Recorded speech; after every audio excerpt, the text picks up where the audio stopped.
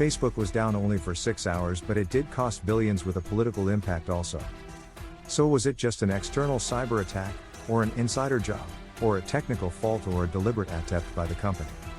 While the matter is still shrouded in some ambiguity, there are some news that indicate the reason. As for that, the company has made this mistake deliberately, as a message addressed to those who try to harm it. There have been statements about that, including it was said that the fault occurred because Facebook had withdrawn the so-called Border Gateway Protocol, or BGP route. BGP is the route or map that data takes to reach the site, without which the user cannot reach. As an illustration with a simple example, the idea of the BGP protocol is similar to the idea of the GPS program that we use in our smartphones to know the best available path to where we are going in our cars or on foot. In short, Facebook and its affiliates, WhatsApp, Messenger and Instagram, disappeared from those maps and roads that connect each other, due to Facebook withdrawing the so-called Border Gateway Protocol. It was also said that Facebook itself is behind the disruption of the platform and its products.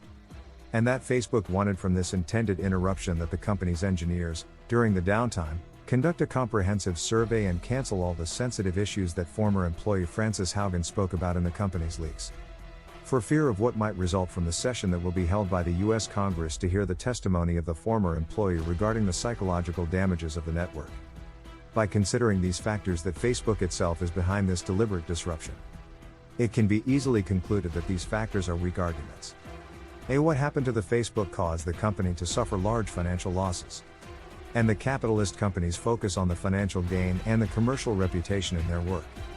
Their values are purely material, and therefore it is unlikely that they will carry out internal self-sabotage that will cause them a huge loss and a bad reputation, unless the financial gain from that is greater and that reputation is compensated.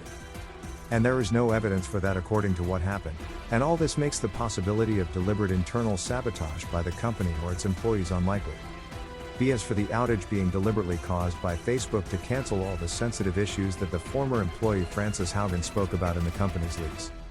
The issue of hearing the testimony of the former Facebook employee in the Senate was scheduled before the outage, and its occurrence was on the day following the outage, i.e. on May 10, 2021, and the outage was on April 10, 2021. But this does not prevent the company from expecting leaks from the employee, especially since her speech in Congress was announced in advance. So, for the company to decide that outage a day before her testimony. As a precaution, this is possible, as one day before the Facebook service outage, she appeared on the American CBS TV screen in the famous 60 Minutes program, directing her arrows of anger to Facebook and its president. And her interview with the Senate a day after the outage was with more severe attack. However, this does not make the company to deliberate the error to lose these huge sums behind it. Thank you for watching.